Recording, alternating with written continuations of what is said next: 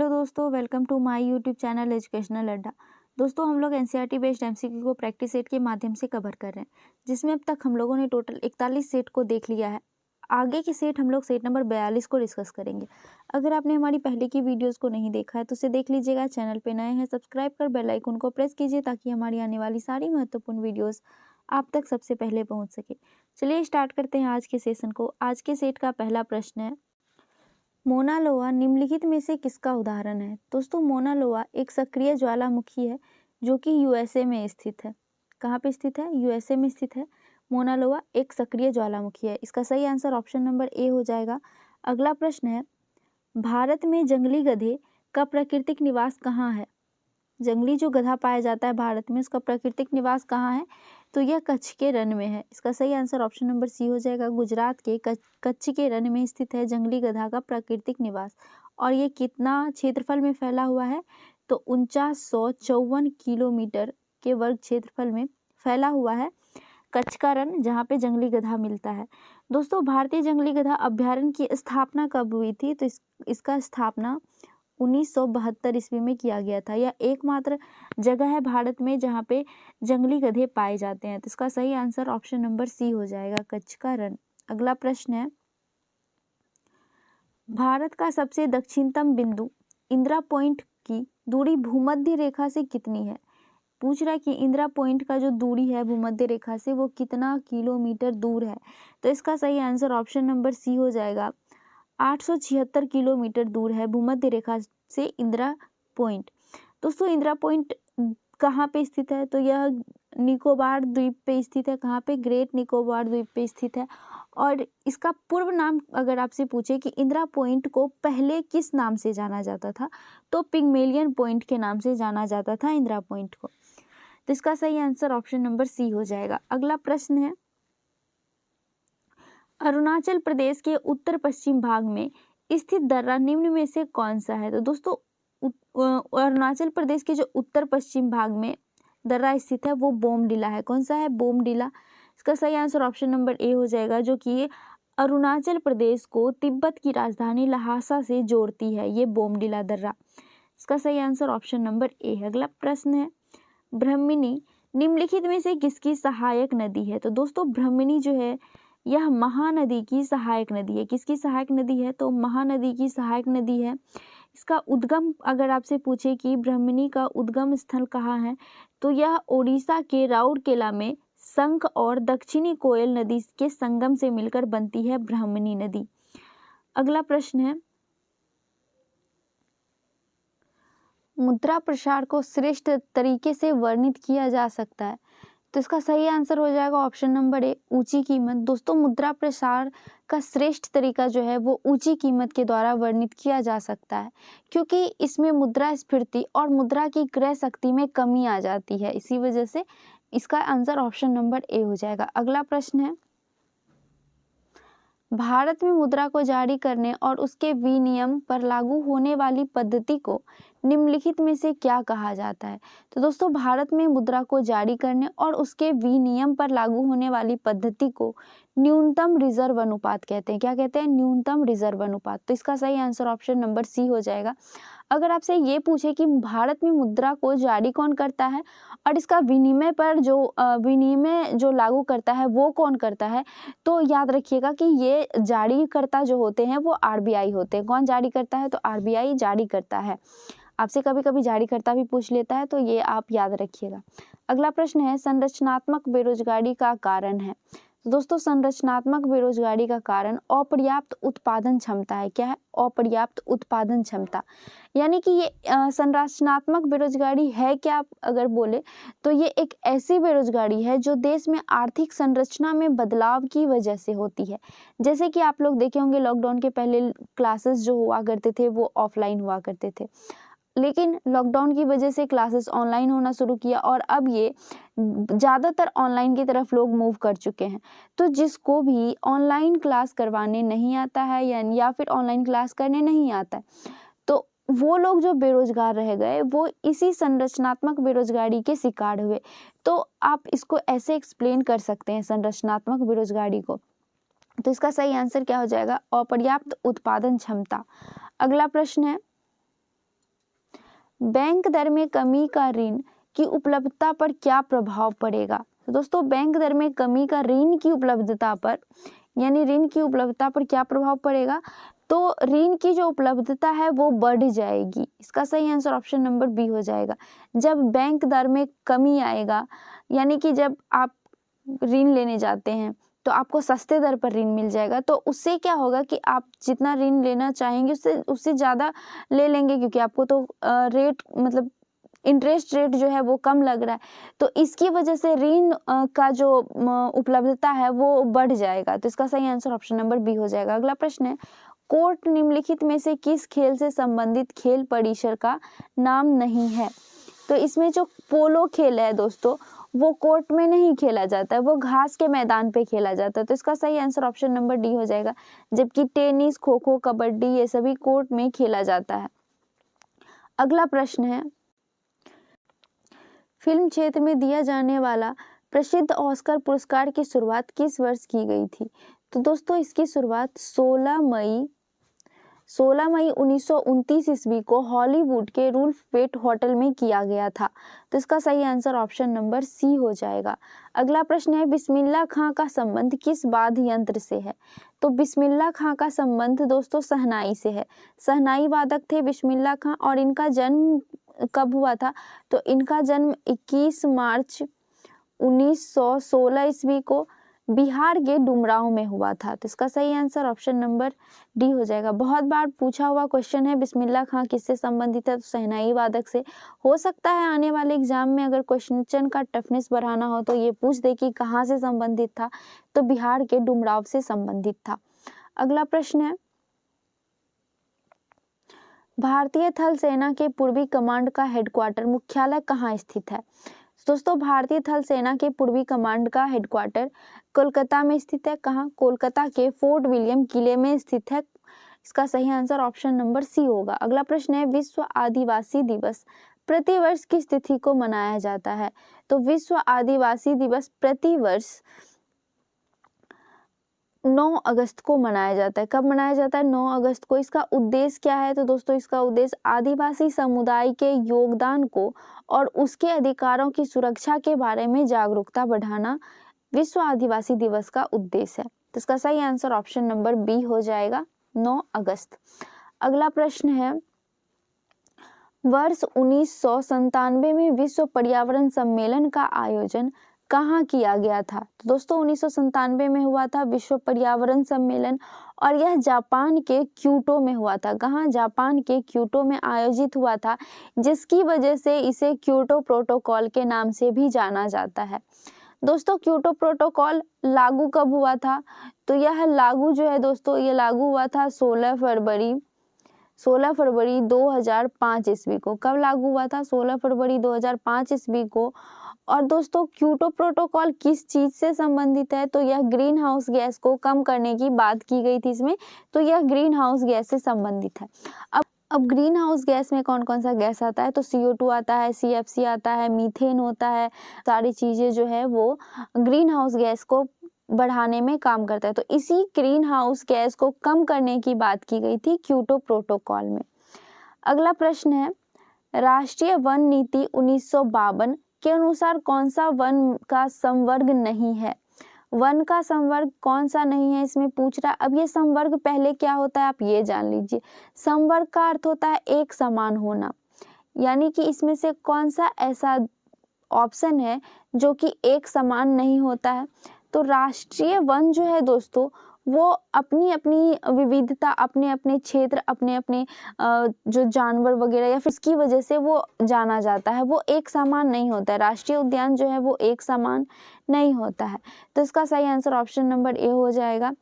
अब तक भारत में दोस्तों 3 बार वन नीति घोषित हुई है। कितनी बार? 3 बार वन नीति घोषित हुई है। कब कब हुई है? तो एक बार 1952 में हुआ है, दूसरी बार जो हुआ है वो 1976 में हुआ है और तीसरी बार 1988 ईस्वी में वन नीति को घोषित किया गया है। अगला प्रश्न है, निम्नलिखित में से कौन सा सही नहीं है? इसमें पूछ रहा है कौन सा सही नहीं है। एक तरफ राष्ट्रीय उद्यान दिया हुआ है और दूसरा तरफ उससे संबंधित राज्य दिया हुआ है। तो चलिए देखते हैं।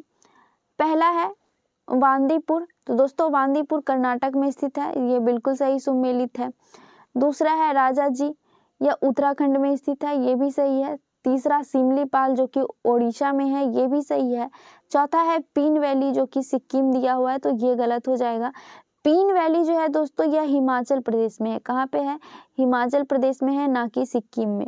तो इसका सही आंसर ऑप्शन नंबर डी हो जाएगा। पीन वैली जो है दोस्तों वह वनस्पति और अपने जैव विविधताओं के लिए काफ़ी प्रसिद्ध है। तो इसका सही आंसर ऑप्शन नंबर डी हो जाएगा। अगला प्रश्न है, निम्नलिखित में से कौन सा जैव निम्नीकरणीय है? कौन इसमें से ऑप्शन है जो जैव निम्नीकरणीय है? तो वो हो जाएगा रबर। इसका सही आंसर ऑप्शन नंबर ए हो जाएगा।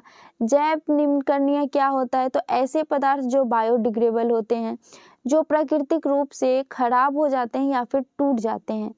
तो इसका सही आंसर ऑप्शन नंबर ए हो जाएगा। अगला प्रश्न है, किस वेद के रचनाओं को पढ़ने वाले ऋषि को होत्री कहा जाता है? दोस्तों होत्री किसे कहते हैं? तो ऋग्वेद को पढ़ने वाले ब्राह्मण को होत्री कहा जाता है। इसका सही आंसर ऑप्शन नंबर डी हो जाएगा। अगर सामवेद की बात करें तो दोस्तों सामवेद को पढ़ने वाले ब्राह्मण को पंचवीस कहा जाता है। यजुर्वेद को पढ़ने वाले ब्राह्मण को उद्गाता कहते हैं, जबकि अथर्ववेद को पढ़ने वाले ब्राह्मण को गोपत कहते हैं। ये सारे एग्जाम में पूछे जाने वाले प्रश्न हैं, तो आप याद रखिएगा क्या क्या किसको कहा जाता है। सामवेद को पंचवीस, यजुर्वेद को पढ़ने वाले को उद्गाता और अथर्ववेद को पढ़ने वाले को गोपत कहते हैं, जबकि ऋग्वेद को होत्री कहते हैं। अगला प्रश्न है, निम्नलिखित में से कौन सा वेदांग नहीं है? वेदांग की बात कह रहा है दोस्तों। तो वेदांग कितने प्रकार के होते हैं? तो वेदांग जो है ये 6 प्रकार के होते हैं। और कौन कौन से होते हैं? तो कल्प, छंद, शिक्षा, ज्योतिष, निरुक्त और व्याकरण होता है। कौन कौन सा होता है? कल्प होता है, छंद होता है, शिक्षा, ज्योतिष, निरुक्त और व्याकरण। तो इसमें से कौन सा नहीं है? ऑप्शन नंबर सी जो है ज्ञान, ये वेदांग का अंग नहीं है, जबकि शिक्षा, कल्प और निरुक्त ये तीनों वेदांग का अंग है। तो इसका सही आंसर ऑप्शन नंबर सी हो जाएगा। अगला प्रश्न है, निम्नलिखित दर्शन तथा उसके प्रवर्तक में कौन सुमेलित नहीं है? पूछ रहा है कि कौन सा सुमेलित नहीं है। एक तरफ दर्शन दिया हुआ है, दूसरा तरफ प्रवर्तक दिया हुआ है। पहला है न्याय, न्याय के प्रवर्तक गौतम, बिल्कुल सही है। दूसरा है सांख्य, सांख्य के कपिल मुनि हैं, ये भी सही है।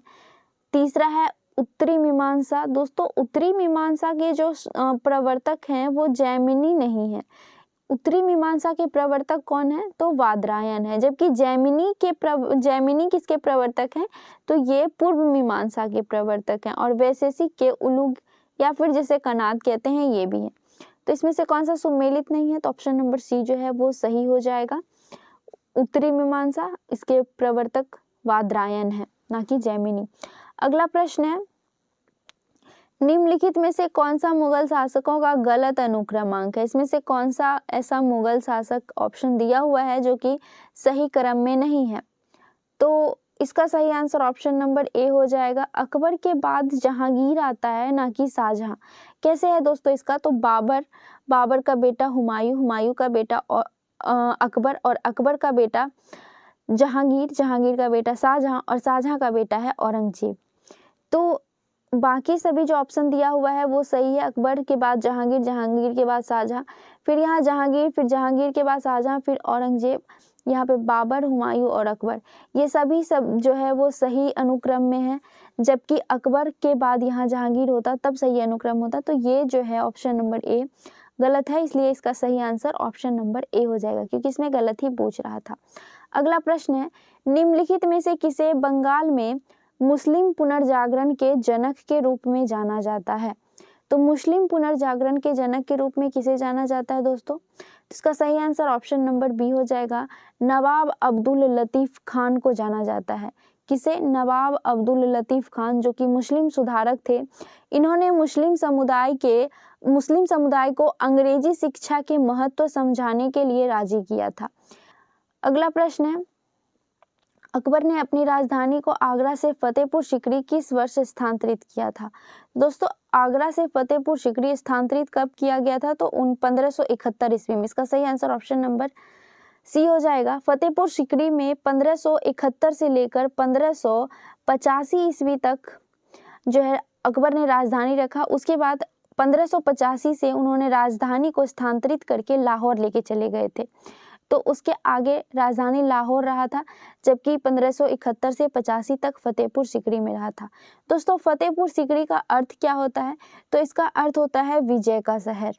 अगला प्रश्न है, झलकी की संधि निम्नलिखित में से किसके मध्य हुई थी? तो झलकी की संधि दोस्तों निजाम एवं मराठा पेशवा बालाजी बाजीराव के बीच हुआ था। किसके बीच? निजाम एवं बालाजी बाजीराव के बीच हुआ था। तो इसका सही आंसर ऑप्शन नंबर ए हो जाएगा। झलकी की संधि हुई कब थी? तो 1752 ईस्वी में झलकी की संधि हुई थी। इसका सही आंसर ऑप्शन नंबर ए है। अगला प्रश्न है, चार्ल्स मेटकॉफ तथा रंजीत सिंह के मध्य अमृतसर शहर की संधि किस वर्ष हुई थी? तो चार्ल्स मेटकॉफ तथा रंजीत सिंह के मध्य अमृतसर की संधि 1809 ईस्वी में हुई थी। कब हुई थी? 15 अप्रैल 1809 ईस्वी में अमृतसर की संधि हुई थी। तो इसका सही आंसर ऑप्शन नंबर बी हो जाएगा। अगला प्रश्न है, 1857 की क्रांति को किसने पूर्णतः सिपाही विद्रोह कहा था? तो 1857 की क्रांति को पूर्णतः सिपाही विद्रोह लॉरेंस तथा सीले के द्वारा कहा गया था। किसके द्वारा? जॉन लॉरेंस था अल्बर्ट स्टैनली, जिसे सीले कहते हैं। इसको सही आंसर ऑप्शन नंबर सी हो जाएगा, इसके द्वारा कहा गया था। अगला प्रश्न है, फराइजी आंदोलन का नेतृत्व किसने किया था? दोस्तों फराइजी आंदोलन का नेतृत्व सियातुल्ला मियां के द्वारा किया गया था। तो इसका सही आंसर ऑप्शन नंबर बी हो जाएगा। इसकी स्थापना कब हुई थी दोस्तों? फराइजी आंदोलन शुरू कब हुआ था? तो 1818 ईस्वी में सियातुल्ला मियां के द्वारा फराइजी आंदोलन को शुरू किया गया था। ये किस जगह पे शुरू हुआ था? तो ये पूर्वी बंगाल, जिसे हम लोग वर्तमान में बांग्लादेश के नाम से जानते हैं, पूर्वी बंगाल में ये शुरू हुआ था। और ये शुरू क्यों हुआ था दोस्तों अगर पूछे तो ये मुसलमान लोगों के बीच में मौजूद गैर इस्लामी लोग थे, उनकी प्रथाओं को खत्म करना, मतलब गैर इस्लामिक प्रथाओं को खत्म करना एवं उसके कार्य पद्धति के रूप में जागरूकता लाना, ये इसकी वजह से फराइजी आंदोलन को शुरू किया गया था। अगला प्रश्न है, राष्ट्रपति पद के उम्मीदवार के लिए निर्वाचन मंडल में कितने सदस्य क्रमशः प्रस्तावक एवं अनुमोदक होते हैं? तो राष्ट्रपति पद पर उम्मीदवार जो होते हैं उसके लिए 50 प्रवर्तक और 50 अनुमोदक होता है। तो इसका सही आंसर ऑप्शन नंबर डी हो जाएगा। अगला प्रश्न है, परिसीमन आयोग 2002 के अनुसार अनुसूचित जातियों के लिए लोकसभा में आरक्षित सीटों की संख्या कितनी है? तो दोस्तों परिसीमन आयोग 2002 के अनुसार अनुसूचित जातियों के लिए लोकसभा में आरक्षित सीटों की संख्या 84 है। कितनी है? 84 है। जबकि अनुसूचित जनजाति की संख्या कितनी है? तो दोस्तों 47 है अनुसूचित जनजाति की संख्या। तो इसका सही आंसर ऑप्शन नंबर सी होगा। अगला प्रश्न है, प्राक्कलन समिति के सदस्य की कार्य अवधि होती है। तो दोस्तों प्राक्कलन सदस्य के समिति की कार्य अवधि मई से अप्रैल के बीच होती है या 1 साल के लिए होता है।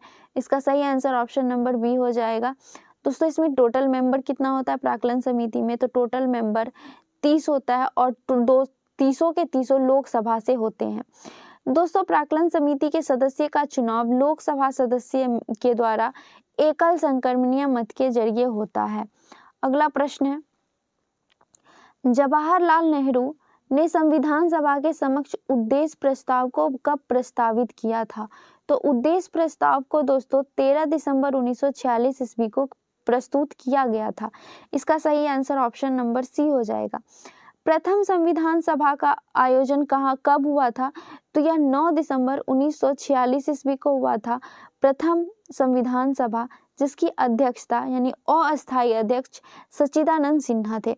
जबकि दूसरा जो हुआ था उसमें अस्थायी अध्यक्ष डॉक्टर राजेंद्र प्रसाद थे और उसके 2 ही दिन बाद 11 जनवरी 1947 ईस्वी को दूसरा संविधान सभा का संविधान सभा आयोजित किया गया था और तीसरा संविधान सभा आयोजित किया था उसके 2 दिन बाद 13 दिसंबर 1946 को, जिसके अंतर्गत जवाहरलाल नेहरू ने उद्देश्य प्रस्ताव को प्रस्तावित किया था। तो इसका सही आंसर ऑप्शन नंबर सी हो जाएगा।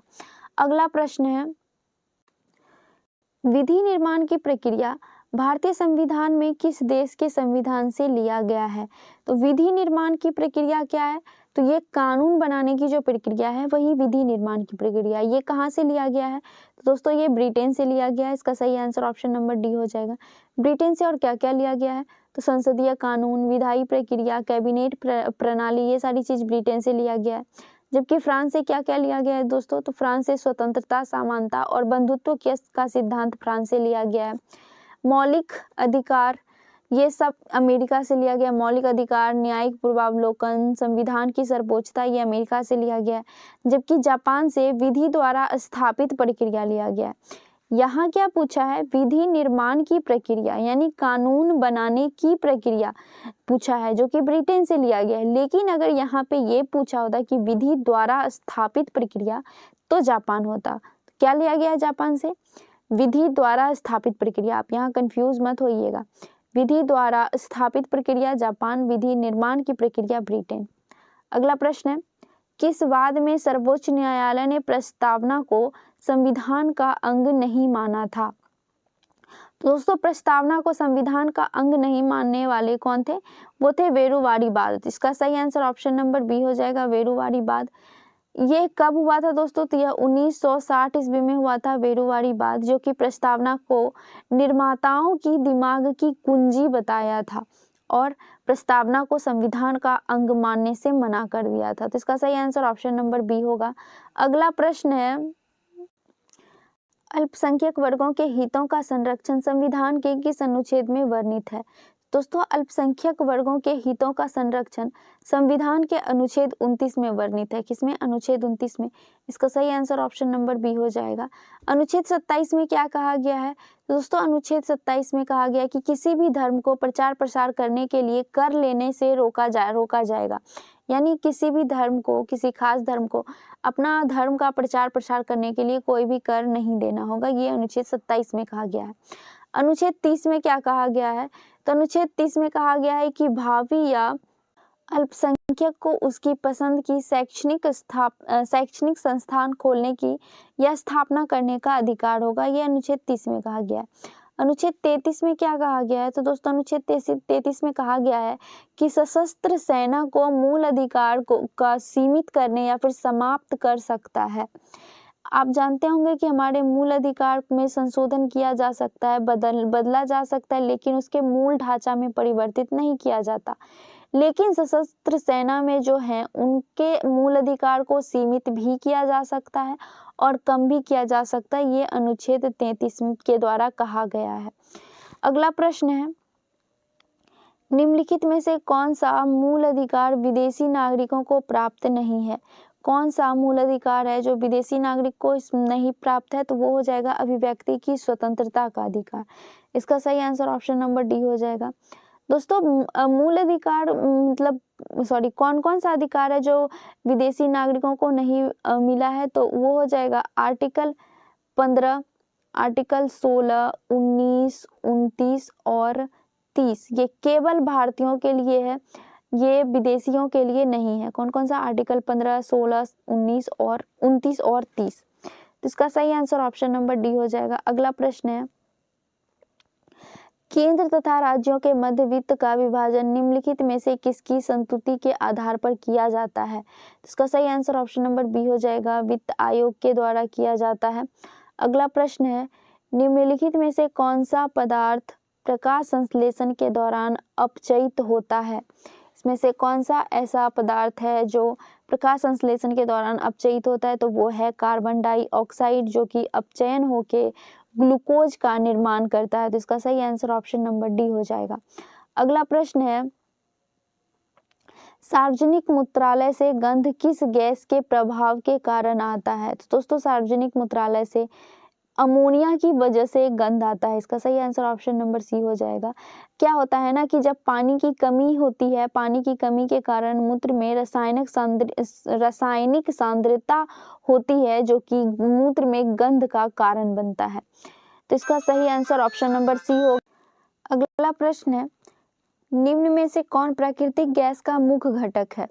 तो प्राकृतिक गैस का मुख्य घटक कौन सा हो जाएगा? इसका सही answer option number C methane है। अगला प्रश्न है, गति के नियम को निम्नलिखित में से किसने प्रतिपादित किया था? तो दोस्तों गति के नियम को न्यूटन के द्वारा प्रतिपादित किया गया था। इसका सही आंसर ऑप्शन नंबर ए हो जाएगा। अगला प्रश्न है, निम्नलिखित में से कौन ऊष्मा की इकाई नहीं है? तो इसका सही आंसर ऑप्शन नंबर डी हो जाएगा, वाट। वाट जो है दोस्तों ये शक्ति का इकाई है, ना कि ऊष्मा का। अगला प्रश्न है, एक सुरंग में 100 वाट क्षमता वाले 5 लगातार बल्ब 20 घंटे तक जलाए जाते हैं। कुल विद्युत लागत कितनी होगी? कुल विद्युत लागत पूछ रहा है। आपको कुछ नहीं करना है, क्या करना है, जो सब दिया हुआ है उसको सीधा सीधा गुना में कर देना है और बटा 1000 से भाग दे देना है। तो कितना दिया हुआ है? 100 वाट दिया हुआ है। कितना घंटा चला है? तो 20 घंटा चला है। और कितना बल्ब था? 5 बल्ब था। तो 5 यहाँ लिख दिए, बटा से 1000 से भाग दे देंगे। तो 3 जीरो है, वो 3 जीरो कट जाएगा और कितना बचेगा? 5 दूना 10, यानी 10 यूनिट जो है इसका सही आंसर हो जाएगा।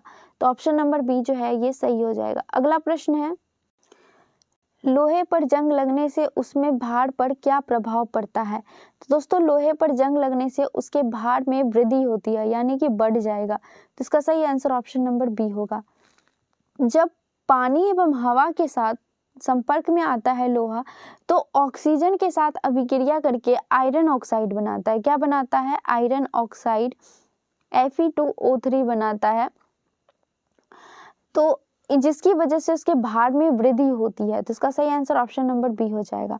अगला प्रश्न है, ब्रेसिका कैम्पेस्टिस किस पौधा का वनस्पतिक नाम है? तो इसका सही आंसर ऑप्शन नंबर डी हो जाएगा। सरसों का वनस्पतिक नाम है ब्रेसिका कैम्पेस्ट्रिस। इस अगला प्रश्न है, निम्नलिखित में से सूत्री विभाजन सबसे लंबी स्टेज कौन सी होती है? सूत्री विभाजन की सबसे लंबी स्टेज कौन सी होती है पूछ रहा है। तो इसका सही आंसर ऑप्शन नंबर ए हो जाएगा, प्रोफेज। लेकिन अगर सबसे छोटी स्टेज पूछता तो क्या हो जाता? तो सबसे छोटी स्टेज जो है वो एनाफेज होता है। अगला प्रश्न है, ग्लाइकोजन का संग्रह शरीर के किस अंग में होता है? तो दोस्तों ग्लाइकोजन का संग्रह यकृत और पेशियों में होता है। कहाँ पे होता है? यकृत और पेशियों में। इसमें औसत व्यक्ति में लगभग 1500 से लेकर 2000 तक कैलोरी तक संग्रहित किया जाता है ग्लाइकोजन। तो इसका सही आंसर ऑप्शन नंबर सी होगा। अगला प्रश्न है, शरीर के लिए एंजाइम बहुत आवश्यक है क्योंकि? दोस्तों शरीर के लिए एंजाइम बहुत आवश्यक है क्योंकि इससे जीव रासायनिक क्रियाओं में उत्प्रेरक है। क्यों है? जीव रासायनिक क्रियाओं में यह उत्प्रेरक है। तो इसका सही आंसर ऑप्शन नंबर सी हो जाएगा। अगला प्रश्न है, कार्बोहाइड्रेट पाचन के अंतिम उत्पाद क्या होते हैं? तो कार्बोहाइड्रेट पाचन के अंतिम उत्पाद मोनोसैकेराइड के रूप में होता है। इसका सही आंसर ऑप्शन नंबर सी हो जाएगा। जैसे कि ग्लूकोज, फ्रुक्टोज और ग्लैक्टोज, ये सभी जो रूप में होते हैं, तो सबसे ज़्यादा ग्लूकोज होता है, फिर फ्रुक्टोज और ग्लैक्टोज होता है। तो यही तीनों मिलके मोनोसैकेराइड जो होता है, यही सबको मिला के कहते हैं। तो मोनोसैकेराइड अंतिम उत्पाद के रूप में होता है कार्बोहाइड्रेट के पाचन के बाद। अगला प्रश्न है और हमारे आज का सेशन का लास्ट प्रश्न है। वीडियो कैसी लगी जरूर बताइएगा। प्रश्न है, यूरिया का निर्माण शरीर के किस अंग में होता है? यूरिया का निर्माण कहाँ होता है दोस्तों हमारे शरीर में? ये पूछ रहा है। इसका सही आंसर हो जाएगा ऑप्शन नंबर बी, यकृत में। यकृत में मौजूद एंजाइम अमोनिया को यूरिया में बदलता है, जिसकी वजह से यूरिया का निर्माण हमारे शरीर के यकृत में होता है। इसका सही आंसर ऑप्शन नंबर बी हो जाएगा। तो हमारा आज का सेशन यहीं तक था। वीडियो कैसी लगी कमेंट में जरूर बताइएगा, अपने दोस्तों से शेयर कीजिएगा, अच्छी लगी तो लाइक कीजिए। चलिए मिलते हैं नेक्स्ट सेशन में। जय हिंद।